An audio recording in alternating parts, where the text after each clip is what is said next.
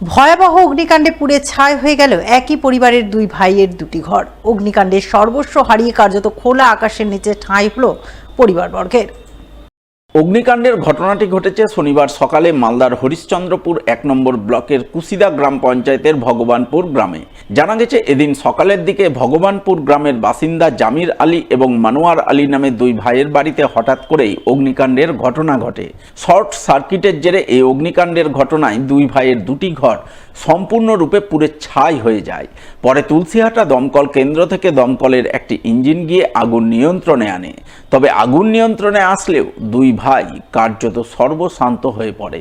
ফলে পরিবারবর্গের ঠাঁই হয় খোলা আকাশের নিচে। আগুন আমি ওটা ঘর ছিল আর শোনা পড়লো যে আগুন বেলে লাগে, খালি দেখেছি যে তারও তাগিন ওই তারখান জ্বলতে একবার চারো বাগে জেনেছে ক্ষতি তো সব কিছু একদম বহুত কিছু ঘরের একখান কোনো সামান আমার হাতে জানে ৮১,০০০ টাকা দোকানের গর্তের সামান। কার কার বাড়ি পড়েছে? মোর দোনোটা বেটার আমার। আমি বলতে পারবো না, আমি জয় বাংলায় ছিলাম, আমি দোকানদারি নিজের করছিলাম, আমাকে শুনলাম যে বলে আগুন লাগিয়ে যেতে পারে। আমার তো অনেক কিছু ক্ষতি হয়েছে, আমার ৩ লাখ টাকা ছিল বিছনাতে, ওটা জ্বলে গেছে। আর পুরা যত কাপড়া কানি যত সামান ছিল আমার চলে গেছে। নাই এখন আমার বাড়িতে কিছু নেই।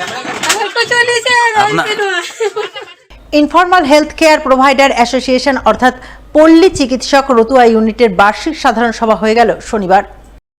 সভা শুরুর প্রাক্কালে সমাজ সচেতনতার নানান বার্তা তুলে ধরে পল্লী চিকিৎসক সংগঠনের সদস্যরা মিলে রতুয়া স্ট্যান্ড এলাকায় র্যালি করেন।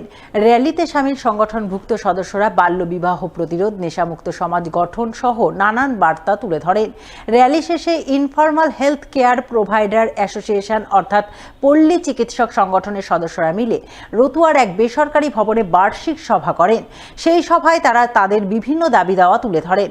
দাবিগুলির মধ্যে পল্লী চিকিৎসকদের প্রশিক্ষণের কাজ ত্বরান্বিত করা, প্রশিক্ষণ শেষে শংসাপত্র প্রদান, প্রশিক্ষণ প্রাপ্তদের বিভিন্ন স্বাস্থ্য কেন্দ্র ও উপস্বাস্থ্য কেন্দ্রে নিয়োগ করা, সাম্মানিক ভাতা প্রদানের ব্যবস্থা করা ইত্যাদি ছিল অন্যতম। আমাদের কর্মসূচি হচ্ছে বাল্যবিবাহ প্রতিরোধ এবং নেশামুক্তির জন্য সমাজে জাগরণ সৃষ্টি করা। আমাদের জেনারেল মিটিং আছে বাৎসরিক, এবং মেন উদ্দেশ্যই হচ্ছে যে আমরা প্রত্যেকটা পল্লী চিকিৎসকের কাছে বার্তা দিব যে তারা যাতে বাল্য বিবাহ প্রতিরোধ এবং নেশামুক্তির জন্য সমাজে সচেতনতা সৃষ্টি করে। রতুয়া ১ নম্বর ব্লকে থানা থেকে শুরু করে রতুয়া ১ নম্বর ব্লক পর্যন্ত আমরা পল্লী চিকিৎসকরা র্যালি করেছি সমাজে জাগরিকতা সৃষ্টির জন্য।